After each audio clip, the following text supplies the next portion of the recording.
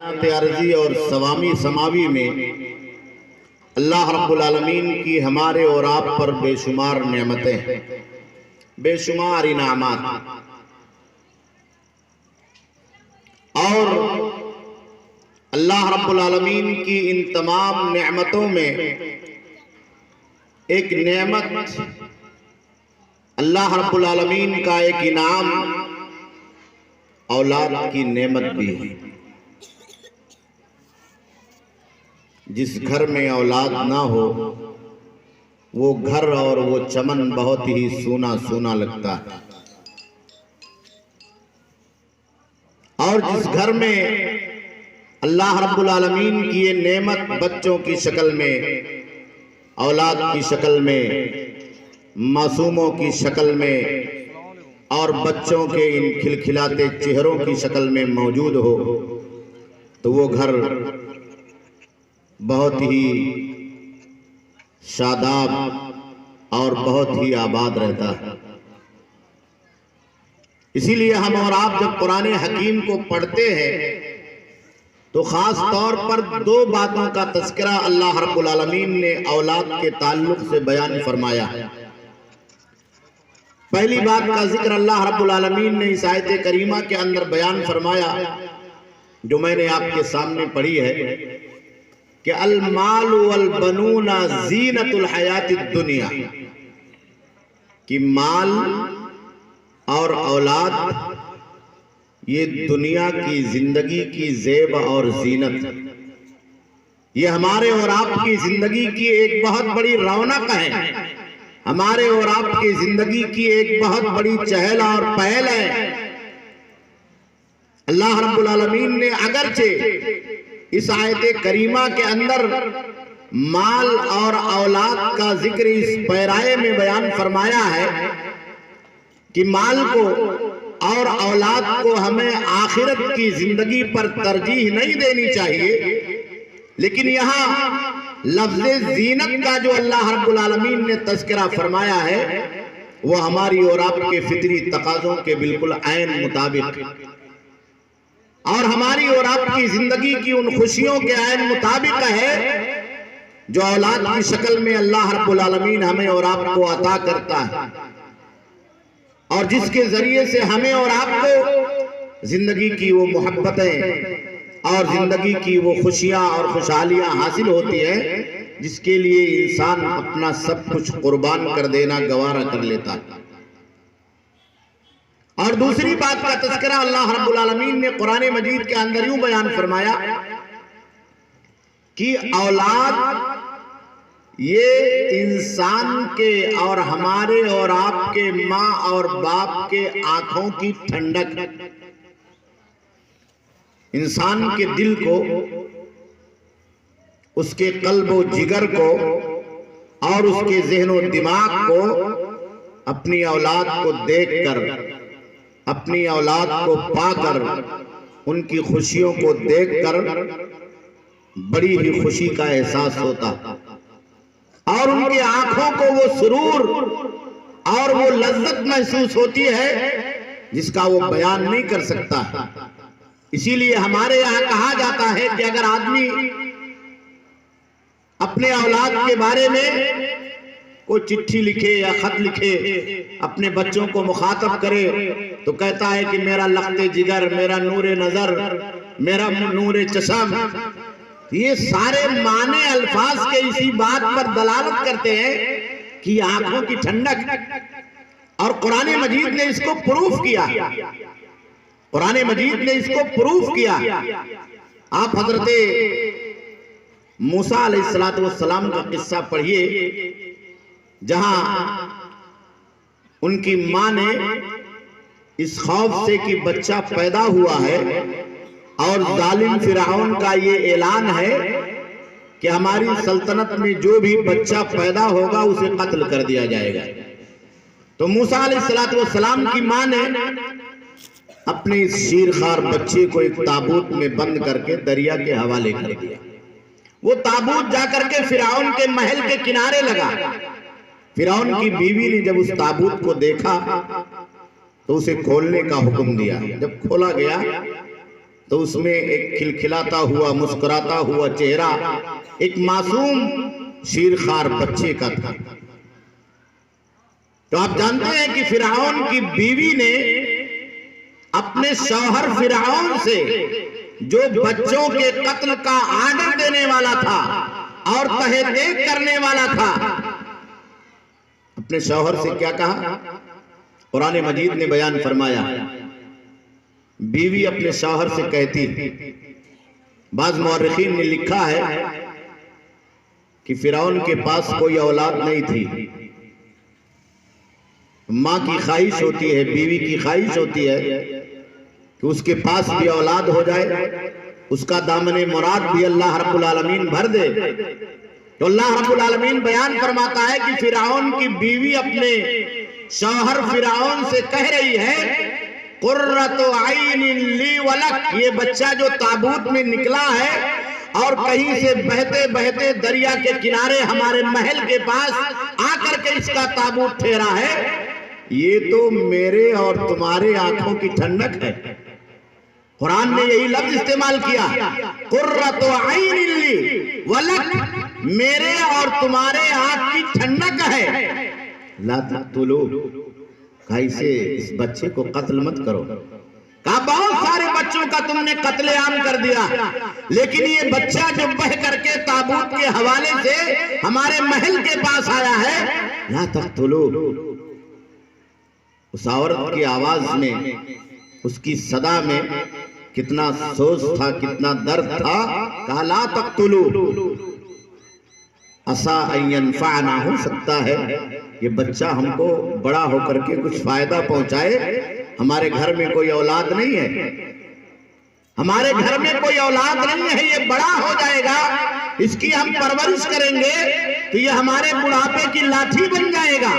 ہمارے چمن کی زینت بن جائے گا، ہماری دامن مراد بھر جائے گی، یہ ہماری آنکھوں کی ٹھنڈک بن جائے گا۔ او نتخذہ ولدا،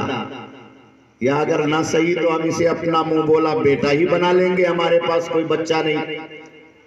تو قرآن مجید نے یہ تعبیر بہت ہی خوبصورتی کے ساتھ استعمال کرتے ہوئے ہمیں اور آپ کو یہ فطری پیغام دیا ہے کہ جو بچے ہماری اور آپ کے گھروں میں ہیں، ہمارے اور آپ کے صحن اور چمن میں ہیں، ہمارے اور آپ کے گلشن حیات میں ہیں، یہ ہمارے اور آپ کے زندگی کی رونق بھی ہے اور ہمارے اور آپ کے آنکھوں کی ٹھنڈک بھی ہے، ہمارے اور آپ کے دل کا سکون اور دل کا قرار بھی ہے۔ اسی لیے اللہ رب العالمین نے جہاں انبیاء کرام علیہ السلام کی دعاؤں کا تذکرہ فرمایا اولاد مانگنے کے لیے، ذریت کو مانگنے کے لیے، وہاں اللہ رب العالمین نے یہ دعا سکھلائی، ربنا ہب لنا من ازواجنا وذریاتنا قرۃ اعین وجعلنا للمتقین اماما۔ کہا کہ اللہ رب العالمین میری اولاد اور میری ذریت میں سے ایسی اولاد مجھے عطا فرما دے، ایسی ذریت اور بچے عطا فرما دے، ایسی نسل عطا فرما دے جو میرے آنکھوں کی ٹھنڈک بن جائے۔ یہ دعا اللہ رب العالمین نے نبیوں کو سکھلایا۔ تو اولاد ہمارے اور آپ کی زندگی کا بہت قیمتی عنوان، بہت قیمتی سرمایہ، اور اتنا قیمتی سرمایہ، اتنا قیمتی سرمایہ ہے کہ آج کی زندگی میں ایک انسان اپنے خون کے آخری قطرے کو،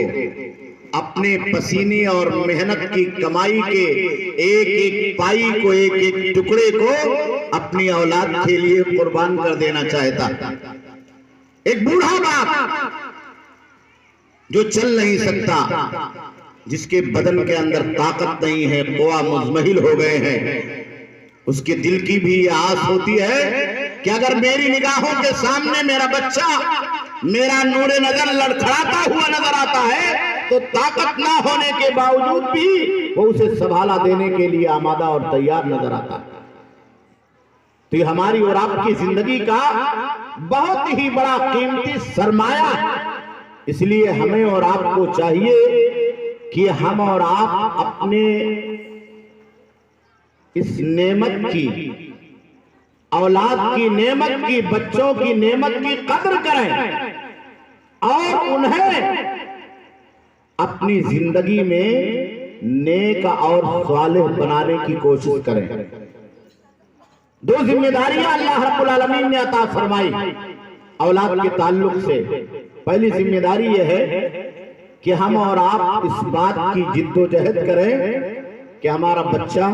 ہمارا لاڈلا، ہمارا پوتا، ہماری اولاد، ہمارے گلشن کے یہ پھول اچھے ہوں، سچے ہوں، نیک ہوں۔ اللہ کے آخری نبی جناب محمد رسول اللہ صلی اللہ علیہ وسلم نے سنن ترمذی کی اس صحیح روایت کے اندر بیان فرمایا جس میں اس بات کا ذکر ہے کہ اذا مات ابن آدم او اذا مات الانسان انقطع عنہ عملہ الا من ثلاث، کہ آدمی جب اس دنیا کو چھوڑ دیتا ہے، روح نکل جاتی ہے، تو اس کے عمل کا سلسلہ، محنت کا سلسلہ ختم ہو جاتا ہے۔ یہ دنیا دارالعمل ہے، آپ کو اس وقت تک محنت کرنی ہے جب تک اللہ رب العالمین نے آپ کو طاقت دی ہے، آپ کی سانس چل رہی ہے۔ جب سانس رک گئی تو عمل ختم ہو گیا، ساری ایکٹیویٹیز، ساری محنتیں، ساری جد و جہد، ساری توانائیاں ختم ہو گئی اور زندگی کا باب، صفحہ ہستی کا باب اللہ رب العالمین نے لپیٹ لیا۔ اب کوئی آپ نہ نیکی کر سکتے ہیں، نہ کوئی آپ عمل کر سکتے ہیں، نہ آپ کوئی نماز پڑھ سکتے ہیں، نہ آپ قرآن کی تلاوت کر سکتے ہیں کہ آپ کو اس کی نیکی، اس کا ثواب اور اس کا بدلہ مرنے کے بعد بھی پہنچتا رہے۔ پیارے نبی جناب محمد رسول اللہ صلی اللہ علیہ وسلم بیان فرماتے ہیں صرف 3 کام ایسے ہیں کہ وہ مرنے کے بعد بھی ہماری اور آپ کی زندگی میں جاری اور ساری رہتے ہیں اور اس کا ثواب باقی رہتا ہے، مرنے والے تک اس کا ثواب پہنچتا رہتا ہے۔ اللہ کے نبی صلی اللہ علیہ وسلم نے بیان فرمایا صدقۃ جاریہ، ایک صدقہ جو انسان نے دنیا کے اندر کیا ہے اور وہ باقی رہنے والا۔ صدقہ جاریہ کا مطلب آپ یہ سمجھیں کہ آدمی نے کوئی نیکی کا ایسا کام کیا جس کا پھل، جس کا ثمرہ دنیا کے لوگوں کو پہنچ رہا ہے، جس سے فائدہ انسانیت اٹھا رہی ہے، اللہ کے بندے فائدہ اٹھا رہے ہیں۔ مثال کے طور پر آپ نے مدرسے کے لیے کسی بلڈنگ کو، کسی کمرے کو، مسجد کے لیے کسی جگہ کو وقف کر دیا، تو جب تک وہ جگہ باقی ہے، وہ بلڈنگ باقی ہے، صدقے اور وقف کی وہ چیز باقی ہے، اس سے بچے فائدہ اٹھا رہے ہیں، بچیاں فائدہ اٹھا رہی ہیں، دینی تعلیم کی نشر و اشاعت ہو رہی ہے، تو اس کا پہلا ثواب جتنے پڑھنے والے ہیں، جتنے پڑھانے والے ہیں اور جتنے فائدہ اٹھانے والے ہیں، ان سارے لوگوں کا ثواب پہلے اس آدمی تک پہنچتا ہے جس نے صدقہ کیا ہے، اور اس وقت تک پہنچتا رہے گا جب تک یہ صدقہ اس روئے زمین پر جاری رہے گا اور باقی رہے گا۔ اور اس کے بعد اللہ کے نبی صلی اللہ علیہ وسلم نے بیان فرمایا او علم ينتفع به، یا ایسا علم جس سے لوگ فائدہ اٹھائیں۔ آپ نے کوئی کتاب دین کے تعلق سے، اصلاح عقیدہ کے تعلق سے، قرآن مجید کا کوئی نسخہ، حدیث کی کوئی کتاب،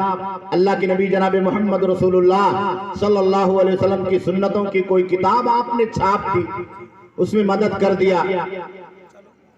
تو یہ آپ کو فائدہ پہنچاتا ہے۔ جب تک اس کو پڑھنے والے لوگ باقی ہیں، وہ کتاب باقی ہے، اس سے لوگ فائدہ اٹھا رہے ہیں، تو اس کا پہلا ثواب جس آدمی نے وقف کیا ہے، جس آدمی نے اس علم کو جاری کیا ہے، اس کا ثواب اس کے اکاؤنٹ میں پہنچتا رہے گا۔ اور تیسرے نمبر پر یہ بہت اہم چیز ہے، او ولد صالح یدعو لہ، یا آدمی کچھ نہیں کر کے جاتا، اس کے پاس مال نہیں ہے کہ وقف کر سکے، پڑھا لکھا آدمی نہیں ہے کہ کوئی علم کا کام کر سکے، دین کی خدمت کر سکے، اس کے پاس اولاد،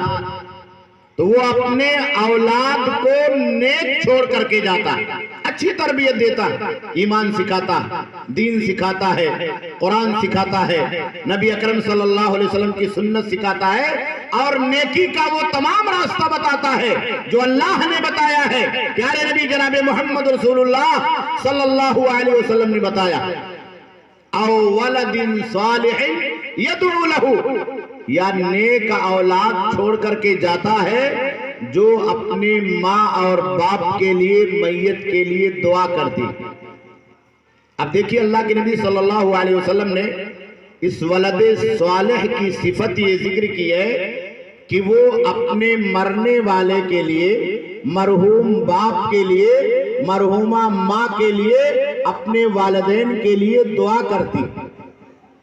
یہ نیک اولاد کی خاصیت ہے، اس کا امتیاز، اس کی پہچان ہے۔ اگر ہم نے اور آپ نے اپنی اولاد کو نیک چھوڑا ہے، نیک سیرت بنایا ہے، اچھا کردار سکھایا ہے، اچھا ایمان والا بنایا ہے، پیارے نبی صلی اللہ علیہ وسلم کی سنت پر چلنے والا بنایا ہے، تو دنیا میں کچھ نہ کر سکے تو آپ کے لیے دعا ضرور کرے گا۔ اور کیسے دعا کرے گا؟ قرآن نے کہا رب اغفر لی ولی والدیہ وَلِمَنْ دَخَلَ بَيْتِيَ مُؤْمِنًا وَلِلْمُؤْمِنِينَ وَالْمُؤْمِنَاتِ۔ وہ جب بھی دعا کرے گا کہ اللہ رب العالمین میرے گناہوں کو معاف کر دے، تو فوراً وہ اپنے گناہوں کی معافی کے ساتھ اپنے والدین کے گناہوں کی مغفرت کی بھی دعا کرے گا۔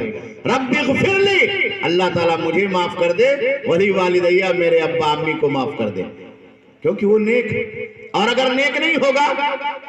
اگر نیک نہیں ہوگا تو کیا کرے گا؟ وہ حساب لگائے گا۔ ابا کے پاس کتنا کھیت تھا، کتنا مکان تھا، بینک میں کتنا پیسہ تھا، بٹوارے میں مجھے کتنا ملا، حصے میں مجھے کتنا ملا۔ اور اگر ابا کے پاس نہیں ہے تو زندگی بھر کوسے گا، کچھ نہیں چھوڑ کے گئے، پریشان حال ہم لوگ ہیں۔ اگر ابا یہ کیے ہوتے، ابا وہ کیے ہوتے، ابا نے یہاں مکان بنا لیا ہوتا، وہاں چوراہے پر دکان خرید لی ہوتی، بمبئی چلے گئے ہوتے، ہمیں پڑھایا ہوتا، ڈگری تک پہنچایا ہوتا، ہمیں گریجویشن کروایا ہوتا، آج ہم پریشان حال نہیں ہوتے۔ اسے اپنے باپ کے مر جانے کے بعد اس کی آخرت اور آخرت میں اس تک نیکیاں پہنچانے، اللہ کی رحمتوں کا مستحق بننے، اللہ کی مغفرت کا مستحق بننے کی فکر نہیں ہوگی، وہ دنیا کا حساب لگائے گا۔ آج آپ دیکھیے کہ ایک بوڑھا باپ اپنے اولاد کی سانس کے آخری لمحے تک خدمت کرتا، ایک بوڑھی ماں اپنے اولاد کی، اپنی بہوؤں کی سانس کے آخری لمحے تک خدمت کرتی، وہ نہیں چاہتی کہ ہماری اولاد پریشان ہے۔ اگر ماں اور باپ کے نگاہوں کے سامنے اولاد پریشان حال ہے تو اپنا کچھ بھی بیچ سکتی ہے، کچھ بھی تیاگ کر سکتی ہے۔ 60 سال، 50 سال، 70 سال کی عمر بھی باپ کی ہوتی ہے، ماں کی ہوتی ہے، وہ بوڑھا ہوتا ہے تو اسے اپنے اولاد کی فکر ہوتی ہے۔ اللہ کی قسم بہت سارے بوڑھے لوگ ایسے ہیں کہ اگر ان کا بس چلے، طاقت لگے تو اپنے جوان بیٹے کو بھی اپنے ہاتھ سے نکال کر کے پانی پلائیں، کھانا کھلائیں۔ بہت ساری ماؤں کا، دادیوں کا حال یہ ہے، ان کی محبت اتنی ہوتی ہے کہ ان کا بس چلے اور طاقت لگے، جسم صحیح سلامت رہے تو اپنے بیٹوں اور اپنی بیٹیوں کو اپنی عمر کے آخری مرحلے میں، سانس کے آخری پڑاؤ کے اندر بھی کھانا بنا کر کے کھلائیں، ان کی خدمت کریں، انہیں پانی پروسیں۔ لیکن یہی اولاد دنیا کی زندگی کے اندر کیسے تبدیل ہو جاتی ہے، آپ اس کا مشاہدہ سماج اور معاشرے کے اندر آئے دن کرتے ہیں۔ آج ہم لوگ فتویٰ لکھتے ہیں تو ہم لوگوں کے پاس ہمیشہ یہ مسئلہ آتا ہے، ایک آدمی کی شادی ہو گئی، 25 سال کی عمر ہے، ابا نے شادی کر دی، اماں نے شادی کر دی، بہترین جوڑا تلاش کر دیا، گھر بنوا دیا، مکان بنوا دیا، پڑھائی کروا دیا، گریجویشن کروا دیا، ڈھونڈ ڈھانٹ کر کے نوکری لگا دی، پڑھا لکھا نہیں ہے تو گلف بھیج دیا، سعودی عرب بھیج دیا، کوئی جاب ڈھونڈ کے لگا دیا، نہیں ہے تو اپنا کاروبار کر رہا ہے، اپنے ساتھی جوڑ لیا۔ شادی کرنے کے بعد وہی اولاد اس طریقے سے اپنے ماں اور باپ سے رفتہ رفتہ کنارہ کشی اختیار کرتی ہے کہ 2 سال 4 سال میں جب اس کے پاس بچے ہو جاتے ہیں تو اپنے بوڑھے باپ سے ہی سوال کرتا ہے. جس بوڑھے باپ نے اپنے اس بیٹے کے لیے سب کچھ کیا ہے اور سب کچھ کرنے کا جذبہ رکھتا ہے، وہ اپنے بوڑھے باپ سے سوال کرتا ہے کہ ابا یہ آپ کے پاس جو مکان ہے، یہ جائیداد ہے، اس کا بٹوارہ کب کرو گے؟ اسے کب بانٹو گے؟ بانٹ دو، آپ کی عمر سنبھالنے کی نہیں ہے، آپ کی عمر دیکھنے کی نہیں ہے، آپ تقسیم کر دو اور اپنی ذمہ داری سے آپ عہدہ برا ہو جاؤ، دے دو سب کو. آپ دیکھ رہے ہیں اسے ماں کی خدمت کی فکر نہیں ہے، اپنے باپ کی خدمت کی فکر نہیں ہے. وہ خدمت جو اس روئے زمین پر اللہ رب العالمین کی عبادت اور بندگی کے بعد انسانیت کا سب سے بڑا حق ہے اور اس روئے زمین پر انسانیت کا سب سے بڑا عنوان وَبِالْوَالِدَيْنِ إِحْسَانًا وَاعْبُدُوا اللَّهَ وَلَا تُشْرِكُوا بِهِ شَيْئًا وَبِالْوَالِدَيْنِ إِحْسَانًا. جہاں اللہ کی عبادت کا ذکر ہے، عرش والے کی عبادت کا ذکر ہے، وہی اللہ رب العالمین نے والدین کے ساتھ احسان کا اور حسن سلوک کا تذکرہ فرمایا. اور یہ اس روئے زمین پر جتنے بھی حقوق ہیں، جتنے بھی رائٹس ہیں اور جتنی بھی ہمارے اور آپ کے اوپر ذمہ داریاں ہیں، ان ذمہ داریوں میں سب سے بڑی ذمہ داری، سب سے بڑی ذمہ داری، اہم ترین ذمہ داری ہے اور سب سے زیادہ نیکی اور ثواب تک پہنچانے والی، اللہ کی مرضی تک اور اللہ کی جنت تک پہنچانے والی. اللہ کی قسم، ہم لوگ تو بہت سارے لوگوں کو سماج میں ایسے دیکھتے ہیں جو جنت کو چوراہے پر تلاش کرتے ہیں، جو جنت کو دنیا کے اور دوسرے نیکیوں میں اور دوسرے کاموں میں تلاش کرتے ہیں، جبکہ جنت کو اللہ رب العالمین نے اس آدمی کے گھر میں والدین کی شکل میں، ماں اور باپ کی شکل میں اتار دیا. وہ جنت اس کے گھر کے اندر پرماننٹ موجود ہے. ماں کی خدمت کرے تو جنت کا مستحق ہو جائے، باپ کی سیوا کرے، باپ کے ساتھ احسان کرے تو جنت کا مستحق ہو جائے. وہ چاہتا ہے کہ بوڑھے باپ کو ایک گلاس پانی نہ دینا پڑے، بوڑھی ماں کو ایک ٹیبلٹ لا کے نہ دینا پڑے. اور اب تو ہمارا اور آپ کا سماج اور معاشرہ اتنا کرپٹ ہوتا جا رہا ہے، اتنا کرپٹ ہوتا جا رہا ہے، مادیت پسند ہوتا جا رہا ہے کہ اگر ایک بوڑھا باپ اور بوڑھی ماں بیمار ہے اور وہ اتفاق سے اپنے کسی اولاد کو فون کر دے کہ بچہ میری طبیعت خراب ہے ذرا سا دیکھ لو، تو اولاد کیا جواب دیتی ہے؟ کہا ذرا بڑھ کے بھائی فون کر لو، پہلے ذرا اس کو لگاؤ فون جو سعودی عرب ہے، ذرا اس کو لگاؤ فون جو بمبئی اور کلکتہ ہے، ذرا اس کو فون لگاؤ جو جاب کر رہا ہے. میرے بھائیوں، میرے دوستوں، اس قدر خود غرضی، مفاد پرستی، انسانیت فراموشی اور والدین کی احسان فراموشی ہماری اور آپ کی زندگی میں اتر رہی ہے، ہماری اور آپ کی زندگی میں اتر رہی ہے کہ وہ برکتیں اور وہ رحمتیں جو ہم والدین کی وجہ سے اپنے گھروں میں، اپنی زندگی میں، اپنی روزیوں میں، اپنی اولاد میں، اپنے کھیت کھلیان میں، اپنی کمائی میں، اپنے بال بچوں میں، اپنے کنبوں میں محسوس کرتے تھے، ہماری انہی خود غرضیوں کی وجہ سے وہ ساری برکتیں ہمارے دروازے تک آ کر کے ہم سے اور آپ سے روٹ کر کے چلی گئی، ہم سے اور آپ سے آ کر کے روٹ کر کے چلی گئی. میرے بھائیوں، اولاد کو ہمیں اور آپ کو کچھ نہیں دینا ہے، صرف اولاد کو نیک بنانا. اسی کا قرآن مجید نے ہمیں اور آپ کو حکم دیا. اور دوسری بات کا اللہ رب العالمین نے تذکرہ فرمایا کہ انما اموالکم و اولادکم فتنہ، یہ مال اور یہ اولاد تمہارے لیے رحمت کے ساتھ، اللہ کی نعمت کے ساتھ کبھی فتنے کا سامان بھی ہو سکتے ہیں، آزمائش کا سامان بھی ہو سکتے ہیں. اللہ رب العالمین ان کے ذریعے تمہیں آزما سکتا.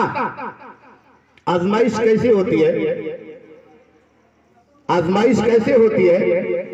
ایک طرف اولاد کی محبت، ایک طرف اولاد کے جذبات، ایک طرف اولاد کی خواہشیں ہیں، ایک طرف اولاد کی خوشحالیاں ہیں اور دوسری طرف شریعت کا مسئلہ ہے، دوسری طرف اسلام کا مسئلہ ہے، دوسری طرف ایمان کا مسئلہ ہے، پیارے نبی جناب محمد رسول اللہ صلی اللہ علیہ وسلم کی سنتوں کا مسئلہ ہے، شریعت کے احکامات کا مسئلہ ہے۔ ان دونوں چیزوں میں ہمیں اور آپ کو کسے اختیار کرنا ہے؟ پہلے اسلام کو اختیار کرنا، پہلے ایمان کو ترجیح دینا ہے، پیارے نبی جناب محمد رسول اللہ صلی اللہ علیہ وسلم کی سنت کو ترجیح دینا، اور شریعت کے احکامات کو اولاد کی خواہشات پر، اولاد کے جذبات پر، اولاد کی امیدوں پر اور اولاد کی خوشحالیوں کے اوپر ترجیح دینا۔ لیکن کتنے ایسے لوگ ہوتے ہیں جب دین کا معاملہ ہو، دنیا کا معاملہ ہو، شریعت کا معاملہ ہو، اولاد کا معاملہ ہو، تو وہ اپنی اولاد کو اس کائنات میں ان کی خوشیوں کو